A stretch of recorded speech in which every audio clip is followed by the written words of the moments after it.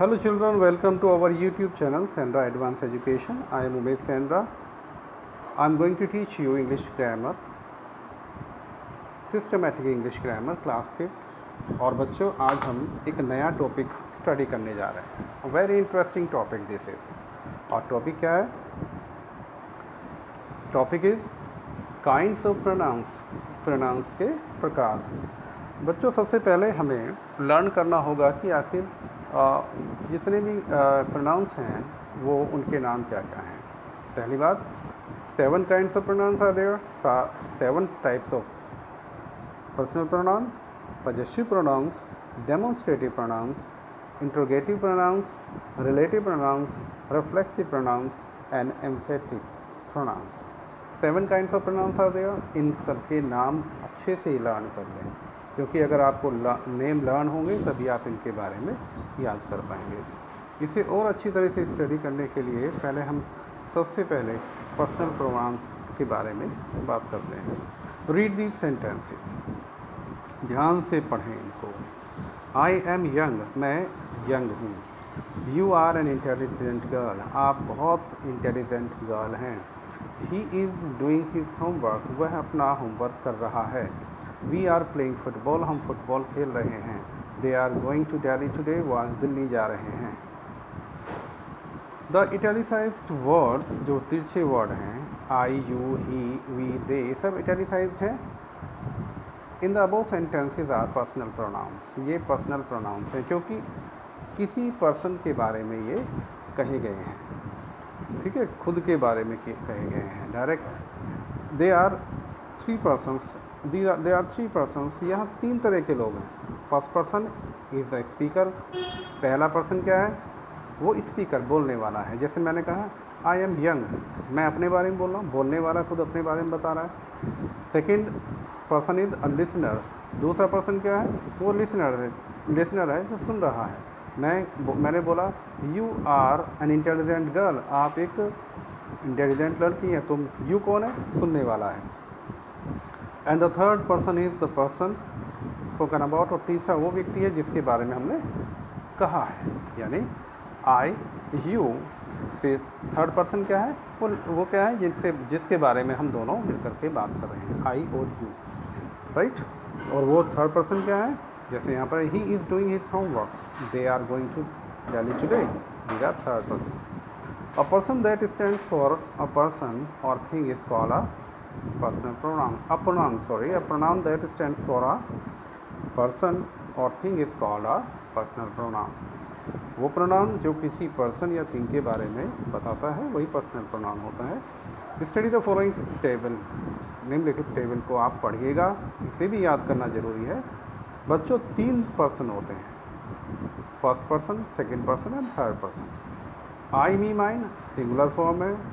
Plural we, अस, अवर, ये दोनों के लिए यूज़ होता है. मस्कुलिन एंड फेमिनिन दोनों के लिए ये यूज़ होता है. सेकंड पर्सन में आता है यू एंड योर्स, ये सिंगुलर फॉर्म है. और प्लूरल में यू एंड योर्स का ही यूज़ होता है. थर्ड पर्सन ही, हिम, हिज, इसके प्लूरल में दे, देम, देयर. थर्ड पर्सन में शी, हर, हर्स, यानी ही, हिम, हिज किसके लिए यूज़ होता है? मस्कुलिन के लिए. वहीं सी, हर, हर्स फेमिनिन के लिए यूज़ होता है. और न्यूट्रल के लिए यूज़ होता है इट, और इनका प्लूरल इनके सामने लिखा हुआ है. बच्चों पहली एक्सरसाइज है यहाँ पर, fill in the blanks with suitable personal pronouns. Exercise है, इसमें आपको पर्सनल प्रोनाउंस फिल करने होंगे. अब बात करते हैं पजेसिव प्रोनाउंस. पजेसिव प्रोनाउंस क्या होते हैं उनको स्टडी करने के लिए पहले इस सेंटेंस को हम पढ़ेंगे. Look at this sentences. That is my car, वो मेरी कार है. दैट कार इज़ माइन, वह कार मेरी है. दोनों सेंटेंस एक ही बात बता रहे हैं लेकिन बताने का तरीका अलग है. दैट इज़ माई कार, वह मेरी कार है. दैट कार, वह कार मेरी है, is mine. In the first sentence the word my qualifies the noun car. इसमें जो है, जो पहले सेंटेंस में जो माई वर्ड है ये बताता है कार के बारे में. सो इट इज़ एन एडजेक्टिव, और इसलिए ये एक एडजेक्टिव का काम कर रहा है. इट शोज पजेशन, ये पजेशन को शो करता है. यानी so it is known as possessive adjective, इसलिए इसको हम पजेसिव एडजेक्टिव कहेंगे। अब सेकेंड सेंटेंस को देखते हैं।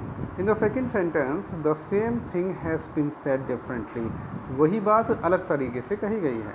Here mine stand for a noun, यहाँ पर माइन जो है वो एक नाउन को बता रहा है। एंड शोज पजेशन, ये भी पजेशन को ही शो कर रहा है। सो it is a possessive pronoun, इसलिए इसको पजेसिव प्रोनाउन कहा गया है। माइन पजेसिव प्रोनाउन है, जबकि माई कार, यहाँ पर माई जो है वो पजेसिव एडजेक्टिव है, राइट।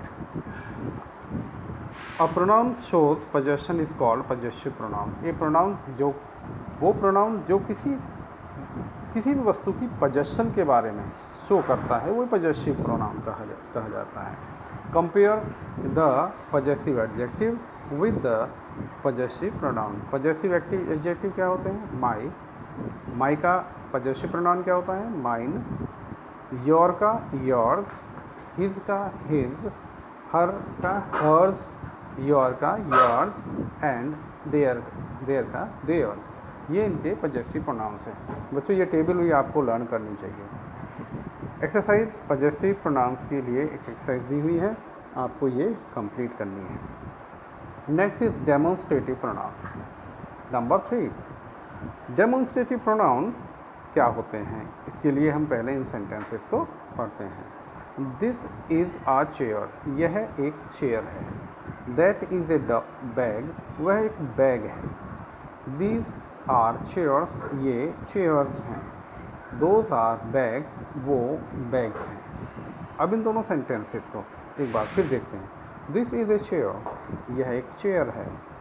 दीज आर चेयर्स, ये चेयर्स हैं। दैट इज़ ए बैग, वह एक बैग है। दोज आर बैग्स, वो बैग्स हैं। यानी अब देखिए यहाँ पर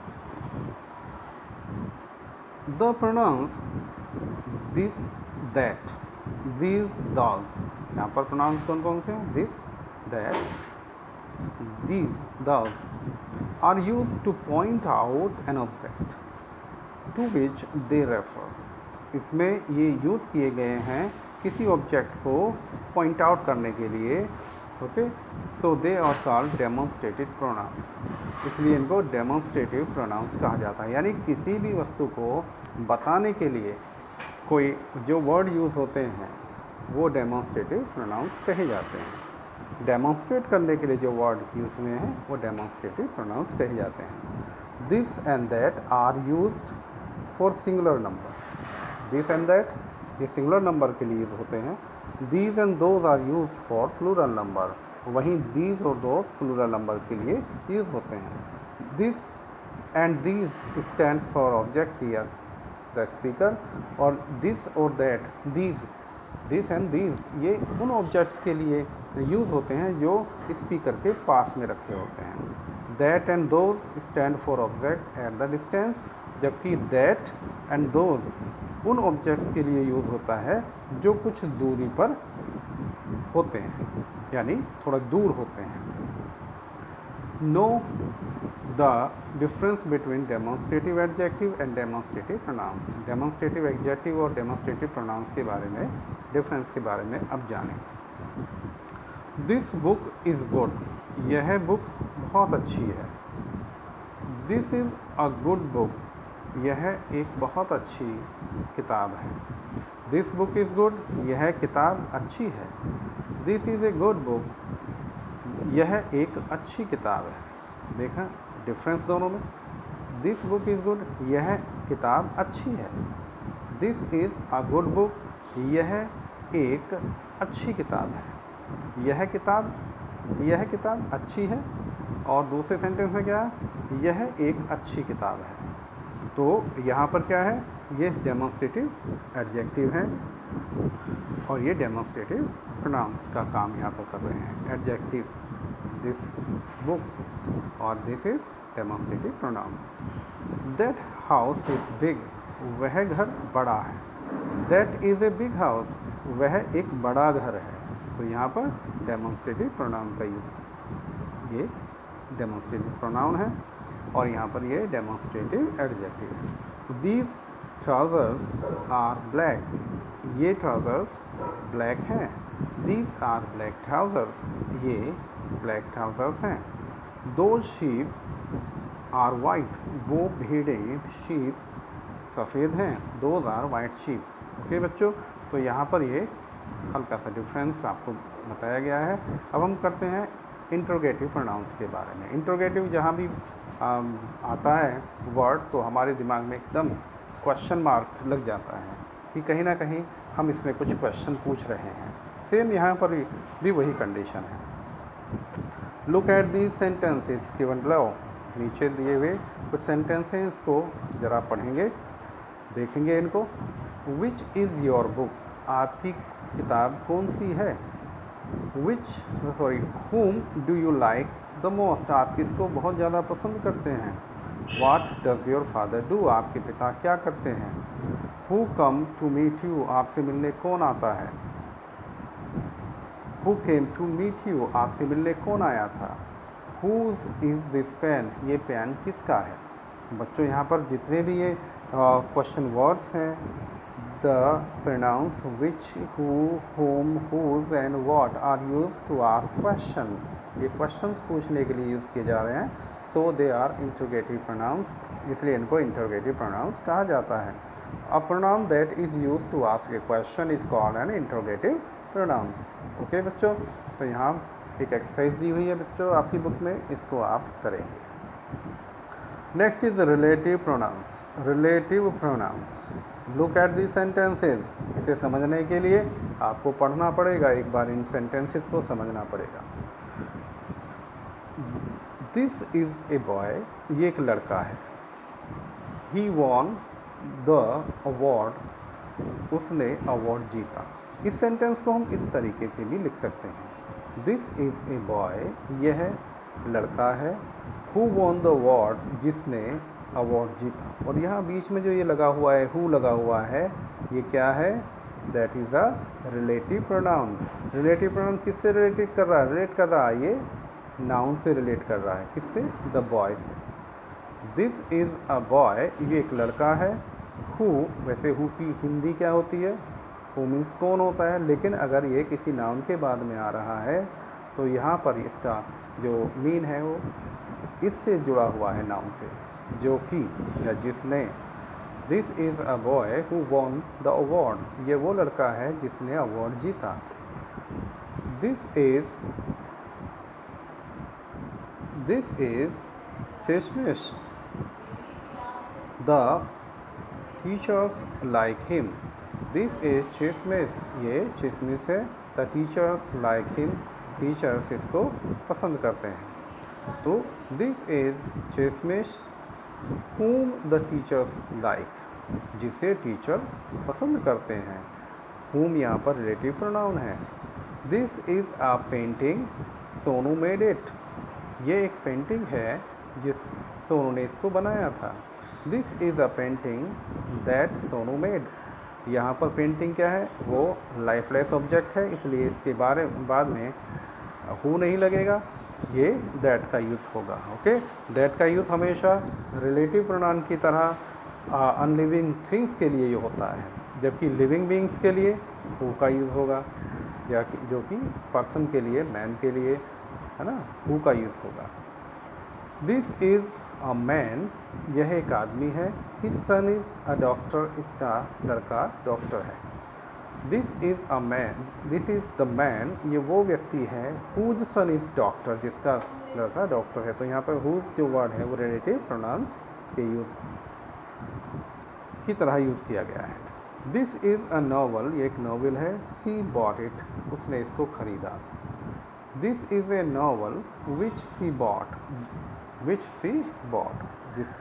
जिसको उसने खरीदा. तो विच यहाँ पर रिलेटिव प्रोनाउन की तरह यूज़ किया गया है. किसके लिए. नॉवेल के लिए. Okay, the pronoun that join two sentences and refer back to the nouns used before him are called relative pronoun. वो प्रोनाउन जो दो सेंटेंसेस को ज्वाइन करने के लिए यूज़ होता है और जो अपने से पहले जो नाउन है उससे जुड़ा हुआ होता है, उसके लिए यूज़ होता है, वो रिलेटिव प्रोनाउन होता है। ठीक है, वही इस सेंटेंसेस में बताया हुआ था। रिलेटिव प्रोनाउन हमेशा उस नाउन के तुरंत बाद आता है जिसके लिए वो यूज़ किया जाता है। ये भी बात नोट कर लें कि बच्चों, यानी रिलेटिव प्रोनाउन हमेशा उस नाउन के बाद में आएगा जिसके लिए वो यूज़ किया गया है। ये बात हमेशा आप ध्यान रखें। अब हम बात करते हैं रिफ्लेक्सिव प्रोनाउन की। रिफ्लेक्सिव प्रोनाउन क्या है? Look at the sentences given below. आप इन सेंटेंसेस को पर ध्यान दें जो नीचे दिए गए हैं। Reflexive pronoun, I hurt myself, मैंने अपने आप को हर्ट किया। You can enjoy yourself, आप खुद अपने आप एन्जॉय कर सकते हैं। शी प्रेजेस हर सेल्फ, वो खुद की प्रशंसा अपने आप करती है। The bear hurt itself, bear ने खुद को हर्ट कर लिया। वी एन्जॉयड आवर सेल्फ, हमने खुद बहुत एन्जॉय किया। तो यहाँ पर ये जितने भी वर्ड हैं, myself, yourself, herself, itself, ourself, himself, themself, ये सब क्या है? ये सब रिफ्लेक्सिव प्रोनाउंस हैं। The pronoun myself, ourself, yourself, himself, herself, themself and itself have been used as reflexive pronoun in the above sentences as they show that the effect of a subject's action goes back to the same subject। हाँ, इसमें क्या है? इसमें ये है कि जो ये शो कर रहे हैं कि जो भी इफ़ेक्ट है एक्शन का, सब्जेक्ट के द्वारा किए गए एक्शन का, वो फिर वापस सब्जेक्ट की तरफ ही चला जाता है। ठीक है, यानी एक्शन का अगर इफ़ेक्ट बैक सब्जेक्ट की तरफ चला जाता है, सब्जेक्ट के एक्शन का, तो उसे रिफ्लेक्सिव प्रोनाउन कहा जाता है। और ये तमाम रिफ्लेक्सिव प्रोनाउंस हैं। इम्फेटिक प्रोनाउंस, इम्फेटिक प्रोनाउंस, यही myself, yourself, emphatic pronouns कैसे होंगे? Emphatic pronoun, read the following sentences. I myself did it, मैंने खुद इसको किया। अब यहाँ पर माई सेल्फ क्या है? वो है emphatic pronoun. Emphatic pronoun, I myself, we ourself, you yourself, ये दोनों साथ आ रहे हैं सब्जेक्ट के, तो यहाँ पर ये इम्फेटिक प्रोनाउन की तरह यूज हो रहे हैं। You yourself made a mistake, तुमने खुद ही एक मिस्टेक की। You yourself are responsible for it, आप अपने आप खुद इसके जिम्मेदार हैं। He himself was present there, वो खुद ही वहाँ पर प्रेजेंट था। सी हर सेल्फ सेड सो, उसने खुद ही ऐसा कहा। ओके, तो यहाँ पर ये सब क्या है? क्या? एम्फेटिक प्रोनाउंस है, emphatic pronouns. Clear? So this is an exercise for this for the use of these pronouns. So again I am telling you one thing, that is pronouns learn करने से पहले आप सभी pronouns को के नाम याद करें, लर्न करें, और फिर उनके बारे में आप लिखें कि कौन सा pronoun क्या है। Okay, and I am sure कि आपको ये बहुत आसानी से समझ में आ जाएगा। Thank you for watching this video and don't forget to like और comment on this video। और अगर आपने अभी तक ये चैनल सब्सक्राइब नहीं किया है तो आप इसे ज़रूर सब्सक्राइब करें। Okay, and keep always with us, be always with us।